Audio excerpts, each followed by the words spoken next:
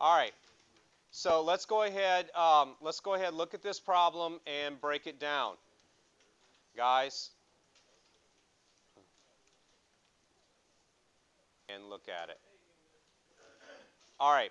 So we're talking about gas laws here, and we're talking about the combined gas law. So we are going to be using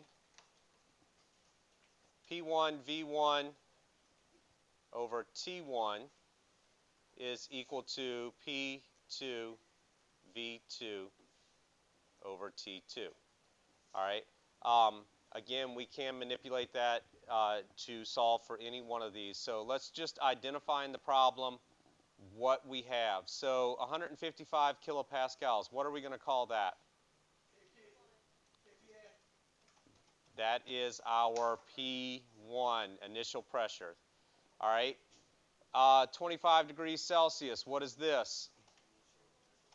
That's our initial temperature. What do we have to do to that temperature? Translate it to Kelvin. Add 273 to it. All right, moving forward. 1 liter. That is a volume, so that's initial volume. All right, so the pressure of the gas increases, so this is our P2. And the temperature changes, so that is our T2. So what are we solving for? The new volume, V2. All right. One of the things I like to do is I manipulate my equation before I even start. So I'm solving for V2. So I want to get V2 on the side by itself. So my new equation would be P1 V1 times T2 over T1 times P2, right? Does everybody see how I got there? All right, so now let's just go ahead and plug in the numbers. So my initial pressure was 155. I'm going to multiply that by my initial volume of 1 liter. And I'm going to multiply that by my initial temperature. So 25 plus 273 gives us, what, 298?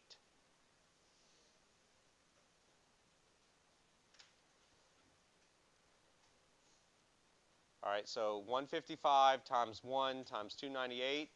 Now on the bottom, we are going to do our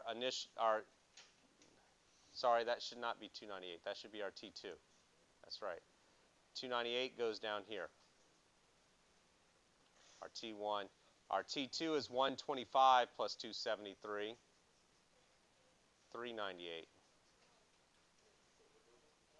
398.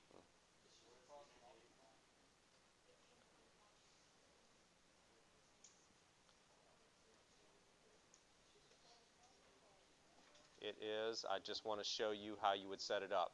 Guys, it is very important on these that you show your work. Don't just do it in the calculator. Write it down so that I can see what you're doing. I can't help you if I can't see your work.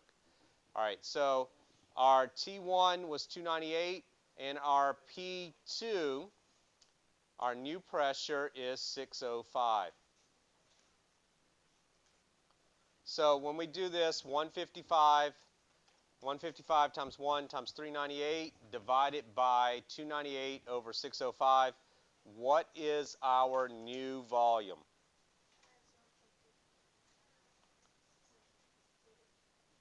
All right, and what is our new volume going to be measured in? Liters. So we have 0.34. All right, so 0.340 liters, or another way to say this, if it was in milliliters, we would have what?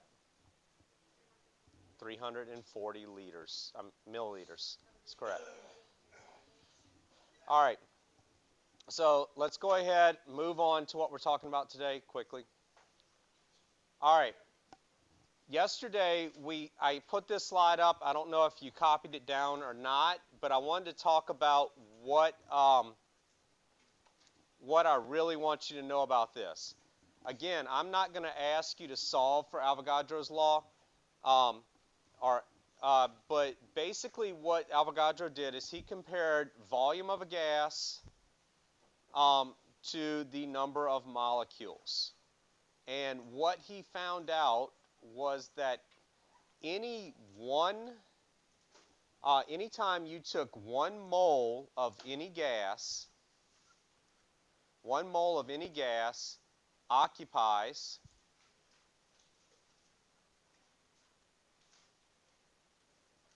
22.4 liters at STP. So 1 mole of any gas occupies 22.4 liters at STP. So what this gives us a relationship is we get this number of 22.4 liters per mole. Now, what that allows us to do, on the last test, on the review sheet I think it was, the very last problem I had a question that said it gave you a volume of oxygen gas, and then it wanted you to solve for grams of a substance. What this allows us to do, gentlemen, what this allows us to do is go from that volume to a mass, or go from the volume to moles and all of that very easily, and that way we don't have to figure out density or anything like that. We can actually just do it using the volume. So let me show you how these questions will be asked. I do want you to spend some time and copy these questions down when I pull them up. I'll wait just a minute for everybody to get what they need.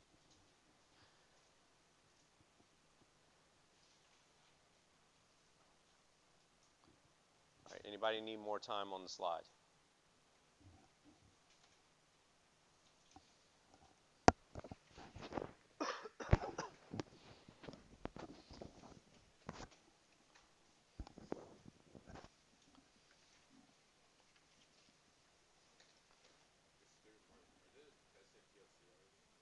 Yes.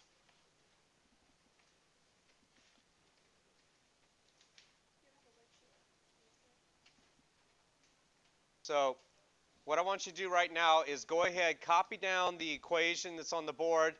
We have, it takes 3 moles of nitrous oxide or nitrogen dioxide to plus 1 mole of H2O reacts to form 2 moles of HNO3 nitric acid plus nitrogen monoxide gas, 1 mole of nitrogen monoxide.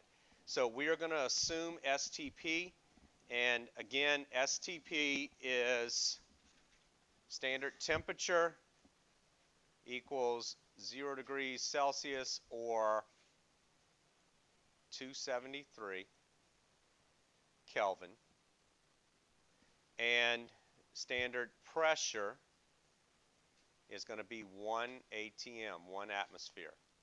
All right, so that's all fine and dandy. That's just important for me to say so that you know that at standard temperature and pressure we have how many 1 mole of any substance is going to occupy how many liters, or 1 mole of a gas will occupy 22.4 liters per mole. All right, so go ahead, copy down the first question of this. What mass of water is required to react with 15.5 liters of nitrogen dioxide? So we're gonna set this up as a stoichiometric equation, or a stoichiometric problem, where we're going from liters of nitrogen dioxide, there to water, and we want this in grams, this is given in liters. All right, so now we need to go ahead and set up our problem. So I'm going to start off with 15.5 liters of NO2, right? If I have 15.5 liters, how can I get this to moles?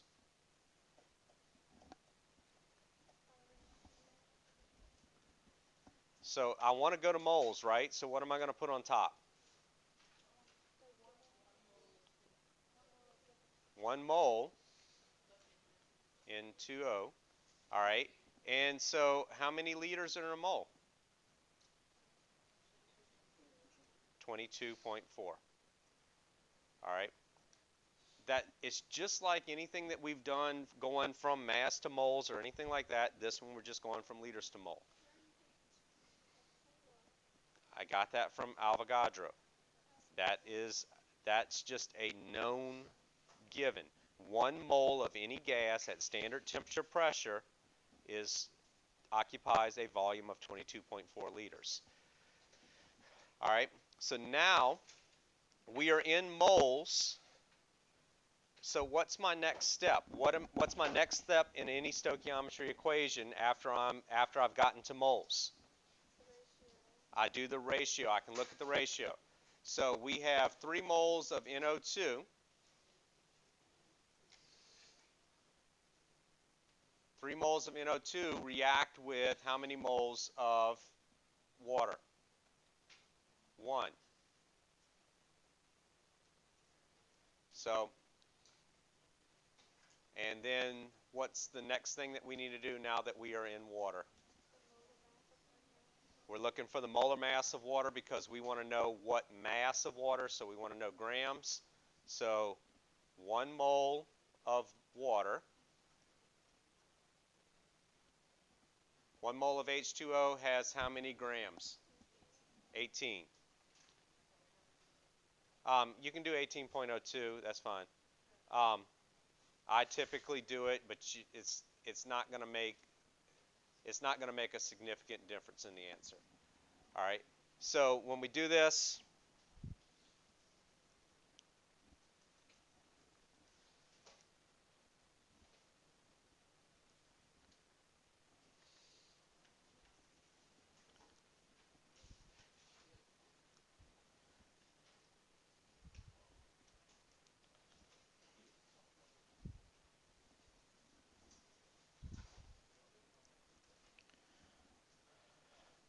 all right. So how many grams of HO2 did we get?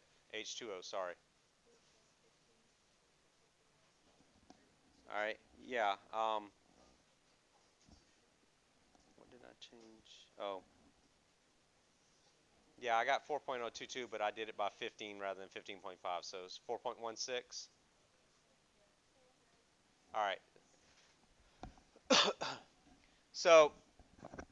So looking at this, we should have gotten 4.16 grams. Now let's look at this a different way. What volume of nitrogen monoxide? So now, let me erase up here so we can kind of see what's going on. What volume of nitrogen monoxide would be produced from 100 grams of water? So now this time we're starting off with 100 grams of water, and we want to know this, but we want to know volume. So volume is going to be in liters, right?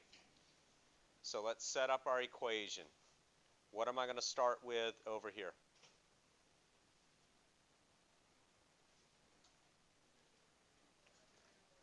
$100 grams of water. What's my next step? What do I need to do? I need to convert grams to moles. So 1 mole H2O. And so we have 18.02 grams per mole. Now what's my next thing that I put in here? Mole ratio. So we want to go from water. So we start off with 1 mole H2O in our equation to nitrogen monoxide, and it's only 1 mole of that, so it's a 1-to-1. Now again, we know that 1 over 1 is 1. We essentially could leave that one out, but I recommend always showing that just because it helps us see that transition, how we're getting from one place to another. All right, and then lastly, we are wanting to find out, we're not wanting to know it in moles, we're wanting to know it in, not grams, what volume. So we're wanting to know it in liters. So now we need to convert from moles to liters. So we're going to put mole on the bottom. 1 mole of NO has how many liters in 1 mole? 22.4 liters, and then we just solve it like that.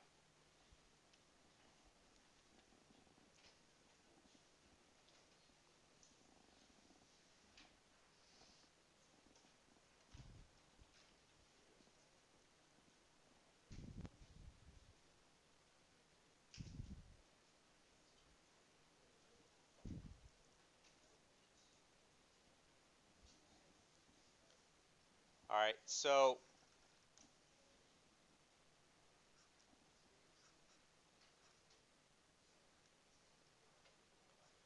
how much nitrogen monoxide gas did we produce? 12.4? I got 124.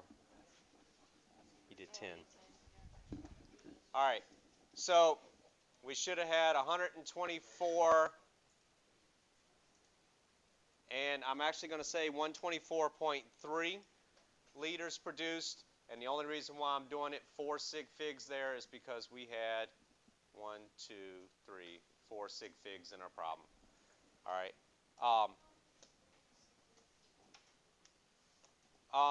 Well, when we do sig figs for stoichiometry, we pay attention to how many sig figs was our given in. All right. The 22.4 is a constant, so it's actually part of the problem. It's not our given. Yes, look at what's provided. Any constants and all of that don't contribute to sig figs. All right, so now the last one. I want you to go ahead, try to set this one up on your own. We have 42 liters of nitrogen monoxide is produced. What volume was reacted? So this time we're going volume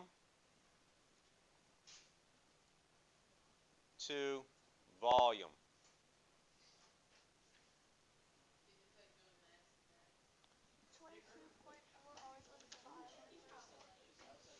Yeah, because we're going from, ladies and gentlemen, all right, so we're going from a volume to moles. So we're going to have to get rid of the liters there. So basically, I know that 1 mole of nitrogen monoxide occupies 22.4 liters at STP. So now I'm in moles. Now I can cross the mole bridge or the mole ratio, and then I can go from there. Once I get to my reactant, now I can go back into liters. All right, so setting this problem up, we have 42 liters of nitrogen monoxide. We need to cancel out. The volume and go to moles.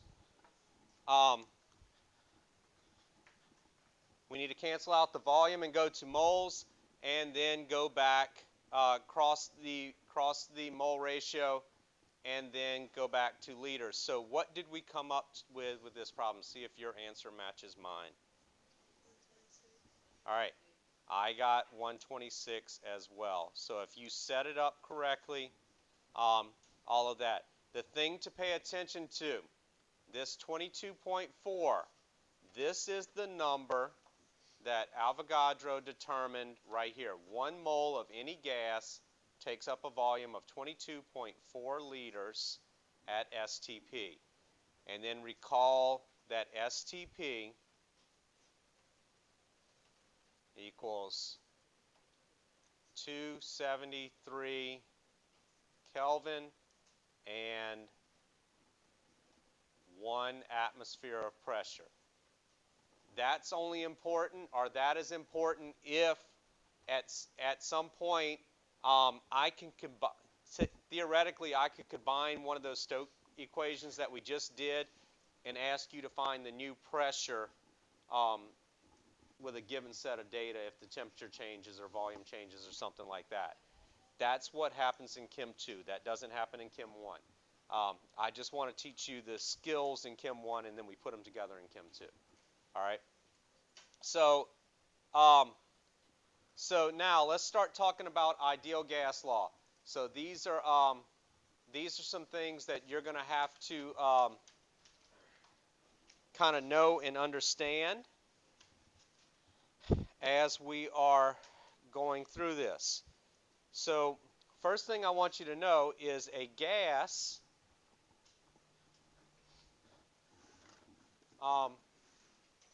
gas behavior can be predicted based off of something called the kinetic molecular theory.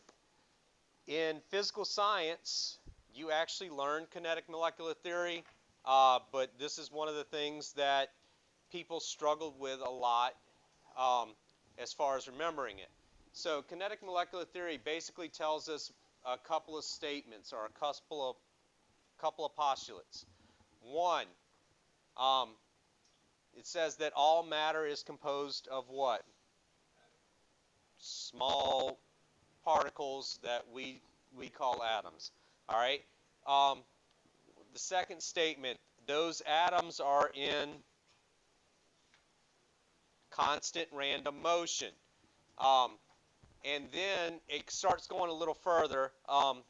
Because those particles are in motion, what are they going to do with each other? They're going to collide. They're going to collide with their container. They're going to collide with each other. Now, this is where ideal gas law makes some assumptions that aren't necessarily true in real world. The first thing that we say is those particles have little or no effect on each other when they're a gas. They don't, that there's no friction between them and there's no attraction between them. So what we're assuming is that every one of these collisions are completely elastic. No energy is lost, no energy is gained. All right. And then another statement about it is that these particles are not only not attracted to each other, they're not attracted to the sides of the container. Now, real world, we know that that is not true. Ideal world, those attractions to each other don't matter. And mathematically, we actually find out that it is actually a pretty negligible difference. There is a correction. So we have the ideal gas law. We also have the real gas law. The real gas law puts in some correction. I'm not going to hold you responsible for real gas law. In this class, we're going to always assume ideal, and for the most part, we're going to use very lightweight, small particle gases like helium and hydrogen, so that the interaction between the molecules actually is negligible. So gases whose behavior can be predicted by kinetic molecular theory are called ideal or perfect gases. No gas is truly ideal because no gas totally obeys the gas laws. An ideal gas is an imaginary gas that is perfect and does follow everything perfectly. Yes, we just use this to get basically we get a theoretical idea, theoretical pressure, a theoretical volume, and what we need to understand is in the real world, the answer that we would get here, the pressure is always going to be higher than what it is in the real world. The volume is always going to be larger than what it is in the real world. So we can do an ideal gas calculation and predict that we need a vessel size or tank size that's a certain size, and if we make it to the ideal, it's going to be bigger than necessary, which will accommodate any kind of mistakes. All right. So that's kind of the idea for that. So let's talk about this.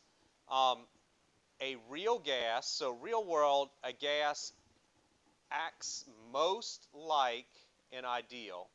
So it acts most like an ideal at low pressure and high temperature. So let's think about what's actually going on here. What are the particles doing at high temperature that would make them less attracted to each other? They're moving around faster. So the faster you're moving, the less something else is going to interfere with you, right? All right. And then at low pressure, what does that tell us they have the ability to do or the freedom to do? They have more room to move. So if it's low pressure, they have more room to move, and if they're moving at high speeds, then they're not going to interact with each other less. That's why this is the closest to the ideal. Low pressure, high temperature. Um, and then a second statement to this, the smaller the mass of the particle, the molecule, the more like the ideal it's going to act. So hydrogen, helium, and neon, and oxygen and nitrogen will act more like an ideal. But as we start moving down the periodic table, chlorine, argon, krypton, xenon, radon, they're going to act less ideally as you get heavier and heavier masses. And then when we start talking about molecules like carbon dioxide or, I don't know, carbon monoxide, nitrous oxide, things like that, the heavier the mass, the less like the ideal it acts. Yes? Yes. No. It is actually a chlorine salt, so it's chlorine usually bonded with something like lithium or sodium or something like that. I would have to look up the formula for it. I don't know what pool chlorine is. It has chlorine in it, but it's not pure chlorine. Pure chlorine is in a gas form. It's kind of a yellowish green gas, and if you breathe it directly, it's poisonous. So what we're looking at is putting it in a pool. Now, the odor that comes off of a pool with that is some of the chlorine gas escaping. Yes. Yes.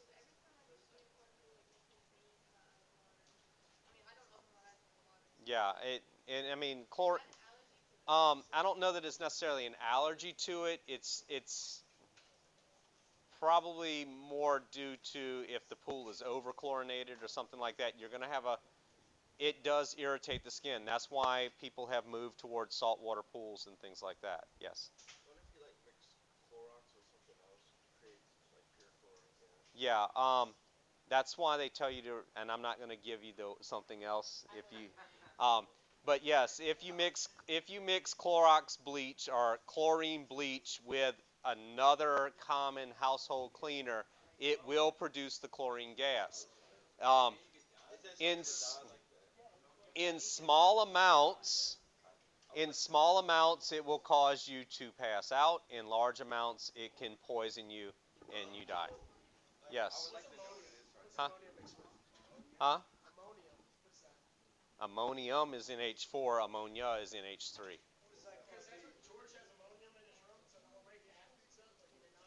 He has ammonia. Yes. But understand, even those little whatever the little packets that you have to wake somebody up, that is not pure ammonia either. That's ammonia and something else in there. So, um, yes,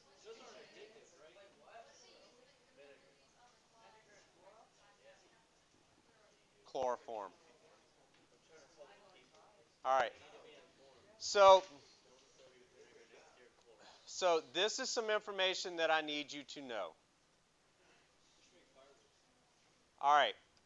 So, I need you to know about an ideal gas. So here's the ideal gas law. In ideal gas law, we have pressure times volume equals moles times an R constant times temperature.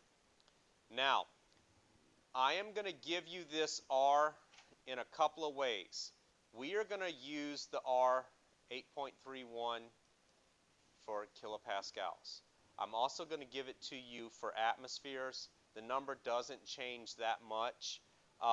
They are all the same thing. It just has to go to a conversion process to go from kilopascals to atmospheres, depending on what it's given in. So this R, again, is a constant. All right? It's kind of like I gave you the 22.4 liters per mole is a constant. That's gravity is a constant. On Earth, gravity is 9.8 meters per second squared. So an object's going to accelerate at that rate. In gas laws, this is just a constant that you have to remember. All right. So the P stands for pressure, typically given in kilopascals.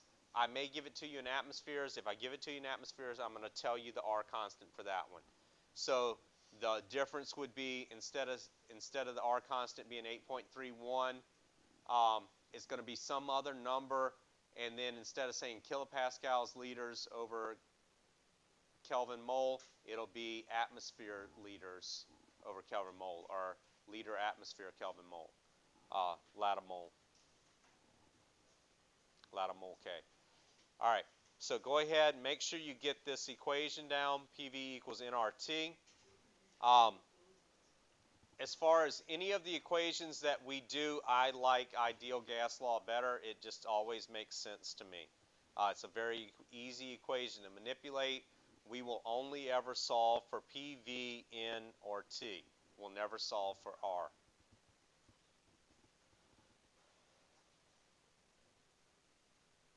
All right. So this is the only other unit I want you to know. So I want you to know this one.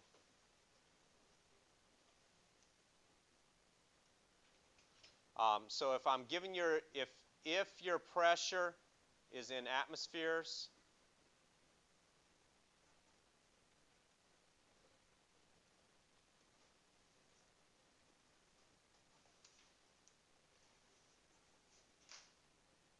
if pressure is in atmospheres, we're going to use liters, atmospheres, mole K, and R. So this is R values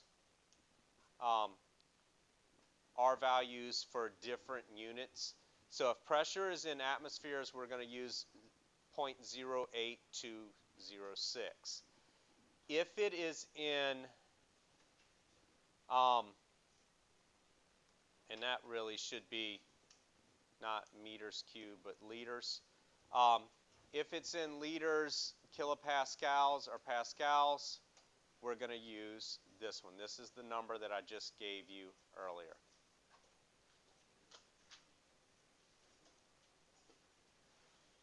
All right. So these are the two main numbers that we have to remember. Let me move back just one thing. Yeah.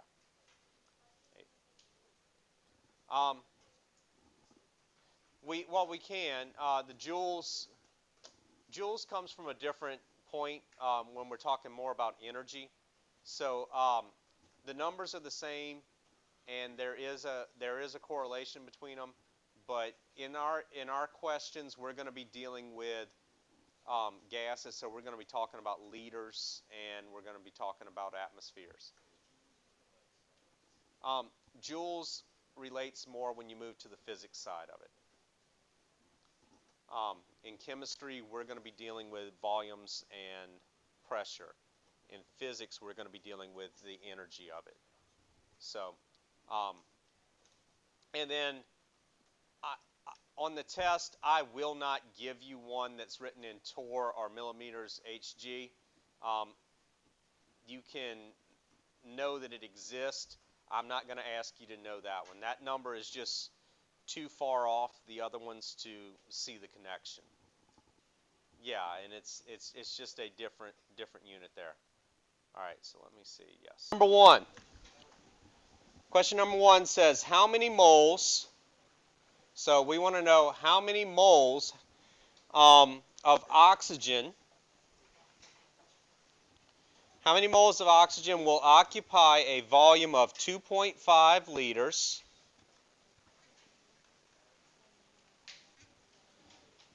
Guys, how many moles of oxygen will occupy 2.5 liters at 1.2 atmospheres?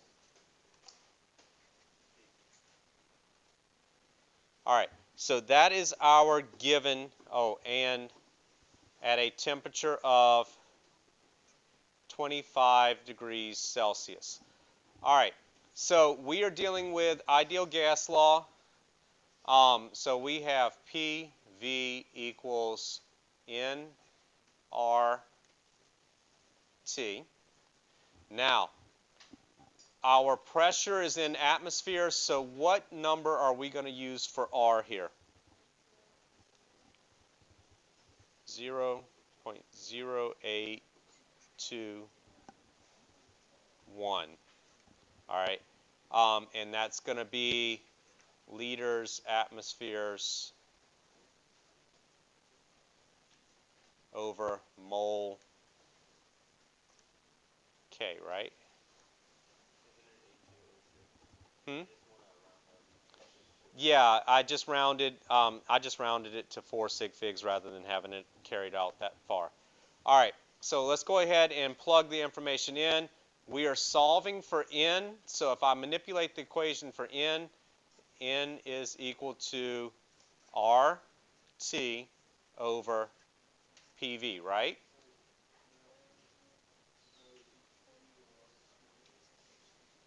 That's right. So y'all caught me. All right. Yes, that's right. All right, so N is equal to PV over RT. That was my mistake. All right. Now let's go ahead and plug it in and solve. So our pressure is 1.2 atmospheres. The first time you do this, I want you to go ahead and show the units because I want to show you how it cancels and how it goes away. So 1.2 atmospheres times our volume is 2.5 liters. No, we can leave it in liters because our expression for R is in liters, atmospheres, moles, K. If it was in milliliters, I would want to convert it to liters in this case. And then our R, 0.0821, and I'm going to show all my units here. Liter, atmosphere, mole, K, times my temperature. Now, my temperature was in Celsius. What do I need to do here?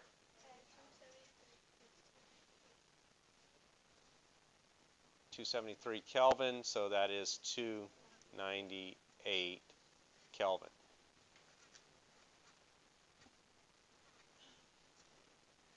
Now, before I solve anything, let's see, we're trying to get to moles, and I want to show you how your answer comes out in moles. So we have K here, so that cancels. All right, we have atmosphere, that cancels. We have liters, that cancels. So what's the only unit left that we have? Mole. So our answer is going to be in moles in this case. All right. So you would go ahead, as you're entering it, remember to take care of this before you divide by that. So you want to go ahead and multiply what needs to be multiplied first and then divide. Hmm? Hmm? Yeah, you can do it that way too. I just set it up first. I like to manipulate my equation before I put numbers in it because numbers confuse me. Um, so